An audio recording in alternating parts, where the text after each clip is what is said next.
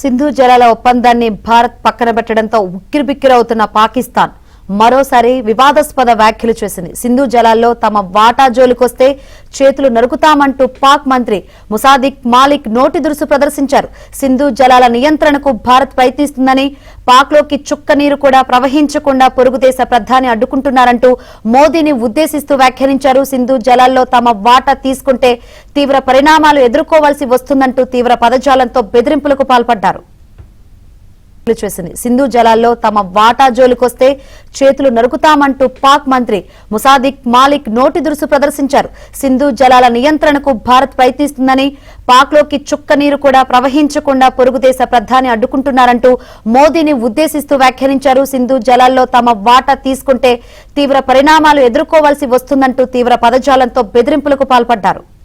ముసాదిక్ మాలిక్ నోటి దురుసు ప్రదర్శించారు. సింధు జలాల నియంత్రణకు భారత్ ప్రయత్నిస్తుందని, పాక్లోకి చుక్క నీరు కూడా ప్రవహించకుండా పొరుగు దేశ ప్రధాని అడ్డుకుంటున్నారంటూ మోదీని ఉద్దేశిస్తూ వ్యాఖ్యానించారు. సింధు జలాల్లో తమ వాటా తీసుకుంటే తీవ్ర పరిణామాలు ఎదుర్కోవాల్సి వస్తుందంటూ తీవ్ర పదజాలంతో బెదిరింపులకు పాల్పడ్డారు.